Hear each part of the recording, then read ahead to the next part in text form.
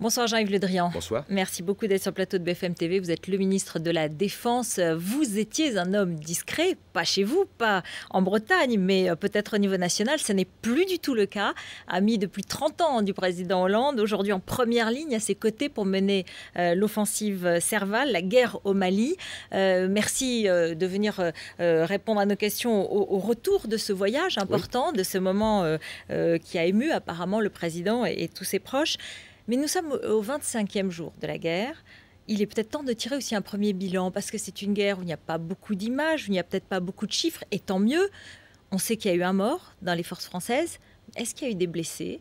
Est-ce qu'il y a d'autres des destructions à déplorer? Quel est le bilan? D'abord, c'est un bilan positif par rapport aux objectifs qu'avait donné le président de la République aux forces armées. Et au sens de l'intervention. Je vous rappelle, parce qu'on l'oublie un peu, le président de la République avait souhaité, en réponse à l'appel au secours, un peu sous une forme d'assistance à pays en danger, de la part du président Traoré, du président du Mali, le président Hollande avait fixé pour l'intervention un premier objectif qui était d'arrêter la pénétration des groupes terroristes et djihadistes vers le sud. Ça a été fait. Et vite fait, parce qu'il a fallu réagir tout de suite, parce que c'était une question d'heure. Maintenant, on en est, on a même quitté déjà Tombouctou pour aller vers Kidal. Justement, je reviens sur mais vous savez, les spectateurs. Non, mais justement, il est important de le rappeler. Premier objectif, ça a été fait. Deuxième objectif, et qui est en cours, c'est de permettre au Mali de retrouver à la fois son intégrité territoriale, la maîtrise de son territoire, tout simplement, et d'aider en cela les forces africaines et les forces maliennes pour que ce pays retrouve ses frontières, tout simplement, et sa sérénité interne. Nous sommes en cours. On a repris Gao, on a repris Tombouctou, on a repris Kidal, mais ce n'est pas fini. Kidal est reprise. Oui, Kidal est sous contrôle des forces françaises. Absolument. Des forces françaises. Absolument, avec le soutien des forces africaines et des forces tchadiennes en particulier. Avec 1800 Tchadiens qui sont à l'intérieur de Kidal. Pas tous les 1800 ne sont pas encore arrivés, mais enfin avec des forces tchadiennes réelles. Et puis le troisième objectif, et il faut y aller maintenant, c'est de permettre aux forces africaines de faire le relais des forces françaises et permettre aussi aux décisions internationales, aux résolutions du Conseil de sécurité de s'appliquer dans un état de droit et faire retrouver à ce pays la démocratie. Donc c'est un objectif très vaste, mais il se déroule de façon pour l'instant très correct. Je reviendrai là-dessus, sur cette reconstruction politique du Mali, bien sûr, mais juste un mot, justement, sur le bilan. Il n'y a le bilan, autre victime à déplorer. Il y a eu une victime française, Damien Boiteux, dans les premières heures de l'intervention, et il laisse une image très forte au Mali. On l'a vu avec le président de la République à Bamako, où les gens criaient « Damien, Damien ». C'est assez extraordinaire comme force de message, de symbole. On a eu 2 ou 3 blessés anecdotiques, en fait, sans gravité. Mais nous avons provoqué, on ne le dit pas assez, beaucoup de dégâts dans les groupes terroristes et djihadistes. Beaucoup de dégâts humains. C'est-à-dire des morts. Combien? Plusieurs centaines. Un nombre significatif. Et ensuite, beaucoup de dégâts matériels, techniques, à la fois par la destruction de centres d'entraînement, par la destruction de lieux de ravitaillement en essence en particulier, parce que s'il n'y a pas d'essence avec l'étendue de ce pays et le moyen de transport, ça ne marche plus. Nous avons aussi détruit des caches d'armes, des lieux de renforcement de leurs munitions, en tout genre, mais nous sommes très précautionneux sur le type d'armes qu'ils pourraient encore posséder. Est-ce qu'il y a des prisonniers? Il y a quelques prisonniers faits par l'armée malienne, oui, mais pas beaucoup. Qui seront jugés? Qui doivent répondre, et c'est ce que nous avons dit aux autorités maliennes, aux tribunaux maliens, à la justice malienne et à la justice internationale, puisque la Cour pénale internationale s'est saisie de la situation au Mali, elle a bien fait. Donc il faut assurer le fait que ces prisonniers soient jugés dans un processus normal. C'est le rétablissement de l'état de droit. Est-ce que ce sont des prisonniers de haut rang, des personnalités de haut rang, des rangs djihadistes? Quelques-uns. Quelques-uns. Lesquels? Quelques-uns. Parce qu'on sait, c'est le mouvement, le MNLA, qui affirme avoir arrêté quelques responsables d'Ansar ad-Din, et ce soir affirme que c'est en coordination avec la France que ces hommes sont interrogés et que le contenu de leurs interrogatoires seront diffusés, seront transmis à la France. Est-ce que vous nous confirmez cette information? Dans cette logique-là, s'il y a des prisonniers, il faut qu'ils soient remis à la justice malienne et à la justice internationale. Nous n'avons pas l'intention d'agir autrement en ce qui concerne les forces françaises. C'est-à-dire qu'il n'y a pas aujourd'hui de coordination avec le Mouvement National Libération de l'Azawad qui représente les Touaregs. C'est ce qu'ils prétendent aujourd'hui depuis Ouagadougou. Beaucoup disent beaucoup de choses sur beaucoup de sujets. Moi, je m'en tiens à ce que nous faisons réellement et à la communication officielle du ministère de la Défense et des forces françaises présentes sur le théâtre malien.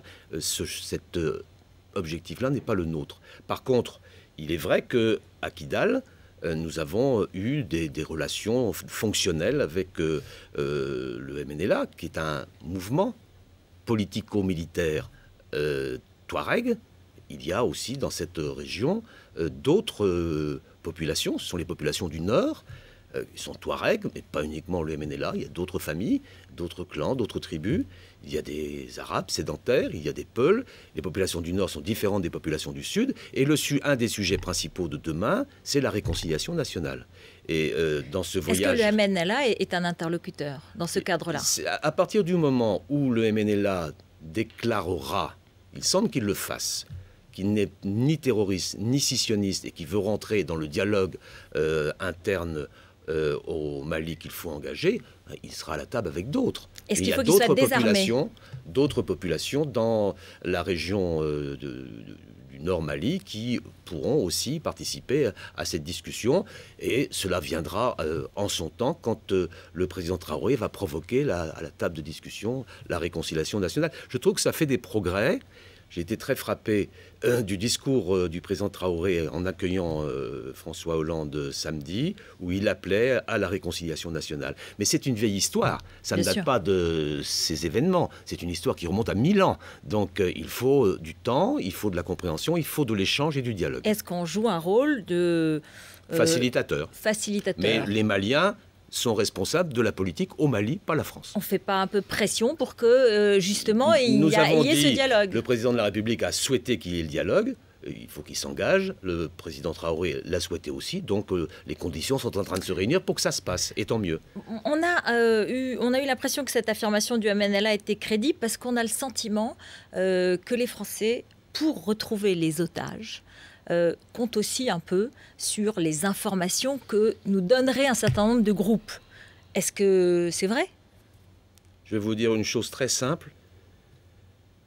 Pour les otages, je n'en parle jamais, mais j'y pense tout le temps. Et donc je ne ferai pas de commentaires particuliers. François Hollande a dit « Les forces françaises sont tout près des otages. Il est encore temps pour leurs ravisseurs de les libérer. » C'était un appel précis, un appel direct. Parce que les ravisseurs, il est dans leur intérêt, pour le court terme et pour le moyen terme, pour leur propre avenir, de libérer les otages. Oui, ils ont voulu, ces ravisseurs, qui avaient pris 8 otages français, prendre en plus un pays en otage. Faire en sorte que le Mali devienne un sanctuaire terroriste. D'ailleurs, on a trouvé dans les villes que nous avons aidé à libérer avec les forces maliennes et africaines des petits arsenaux, des petits laboratoires, des manuels d'explosifs. Bref, ils étaient en train de constituer un sanctuaire, une espèce de nouvel Afghanistan, finalement, qui permettait à des djihadistes du monde entier de se retrouver pour, à partir de là, frapper ici, chez nous. C'était ça l'objectif qu'il fallait arrêter, au-delà même de la sécurité du Mali. Il y avait la sécurité de la France et de l'Europe. Donc ce processus-là a été arrêté, mais on voit bien qu'il faut poursuivre maintenant et aller jusqu'au terme du processus qui a été engagé. Je voudrais qu'on écoute le grand-père d'un des otages. Il est interviewé sur BFM TV aujourd'hui. Nous imaginons mal que puisse être organisé un raid dans une région aussi difficile et nous pensons que l'intelligence des militaires sera de comprendre que la sécurité des otages exige que le dialogue passe avant toute opération armée. Moi d'abord je comprends l'inquiétude, la souffrance des familles d'otages. Le président de la République les a reçus à plusieurs reprises. Certains sont là depuis longtemps. Un otage, on est en inquiétude pour sa vie dès qu'il est otage. On était en inquiétude hier, on est en inquiétude aujourd'hui, on est en inquiétude demain. Il n'y a pas de solution miracle. Il y a à prendre en considération à chaque réflexion, à chaque action, le fait qu'il y a là des otages dont nous souhaitons la libération. Est-ce qu'on envisage une opération? Je vous dis, j'y pense tout le temps, je n'en parle jamais. Est-ce qu'on resserre l'étau autour des ravisseurs quand même? On poursuit l'opération qui consiste à donner au Mali sa sécurité, sa sérénité et l'intégralité de son territoire. Comment on le fait, là, maintenant, en partir de Kidal, par des frappes ciblées sur des réservoirs, des camps d'entraînement, des regroupements de pick-up que l'on a pu repérer par nos services de renseignement. On poursuit ces opérations-là de manière régulière. On l'a fait la nuit dernière, on va le refaire ce soir. La France continue son action dans l'esprit indiqué par le président de la République, parce que nous n'avons pas vocation à rester. Nous serons relayés par les forces africaines dès qu'elles seront instruites. Hier, nos confrères du Monde titraient « La France est au Mali pour longtemps ». Je ne le crois pas. Le Monde ne dit pas que veut dire longtemps. Donc c'est un mot, ça peut être entre combien de semaines et combien de mois, combien d'années. Non, ce n'est pas notre logique. Notre logique, c'est de permettre au Mali de retrouver l'état de droit et la souveraineté. Ça peut prendre du temps. Je ne trouvais pas qu'on avance bien, non? Oui, militairement. Mais est-ce que politiquement, c'est pas beaucoup plus difficile? Après, c'est les Maliens qui assurent leur suivi politique. Non pas du tout à nous immiscer dans l'évolution politique du Mali. Il y aura des élections. La nouveauté aussi, c'est que le processus démocratique du rétablissement de l'état de droit au Mali qui n'existait plus, puisque le président Traoré est un président de transition, issu d'un putsch, qui avait d'ailleurs raté sur son objectif. Bref, il y a à rétablir au Mali l'état de droit. Il y aura des élections. Elles ont été annoncées par le président Traoré le 31 juillet, donc ça vient vite. Et à ce moment-là, un processus démocratique se mettra en place dans ce pays avec l'ensemble des populations du pays. La logique, vous disiez, on n'est pas dans cette logique de rester longtemps, parce que la logique, c'est peut-être un premier retrait dans 3 semaines, dans un mois, au fur et à mesure que les forces africaines et les forces maliennes seront en situation de nous remplacer, elles nous remplaceront et nous retireront. C'est aussi simple que cela. Et c'est en quels termes? Semaines, mois? Vous verrez bien. C'est au fur et à mesure qu'elles seront prêtes. Déjà, aujourd'hui, il y a 4000 militaires africains. On nous avait dit, les Africains, ils arriveront à l'automne. Ils sont là. Et ils ne sont pas uniquement à Bamako. Ils commencent à être un peu plus au nord. Donc, progressivement, le dispositif se met en place. C'est l'Afghanistan de François Hollande, disent certains, avec justement cette phase dans les montagnes, dans les Iforgas. Il y a des inquiétudes là-dessus. L'Afghanistan a duré 11 ans. Nous sommes à 3 semaines. L'Afghanistan, c'était une opération menée par plusieurs pays dans des conditions très difficiles après des attentats majeurs dans un pays qui ne nous attendait pas. Là, nous sommes attendus. Nous sommes ovationnés.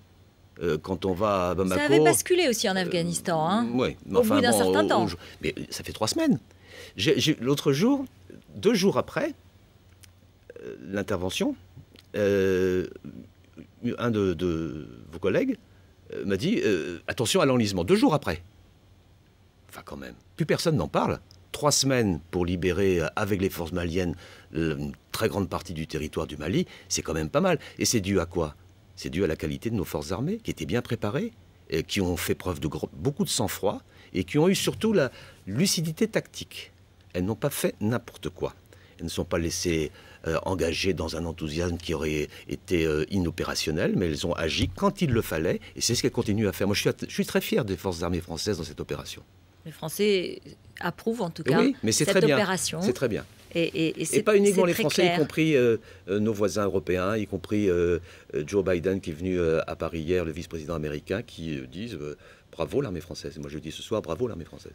Bravo l'armée française, mais les Européens, ils sont restés chez eux. On a entendu François Hollande dire aujourd'hui il faudrait qu'on fasse une Europe de la défense, une seule voie européenne à l'extérieur. On en est quand même très loin. On en est quand même très loin, mais progressivement on marque des points.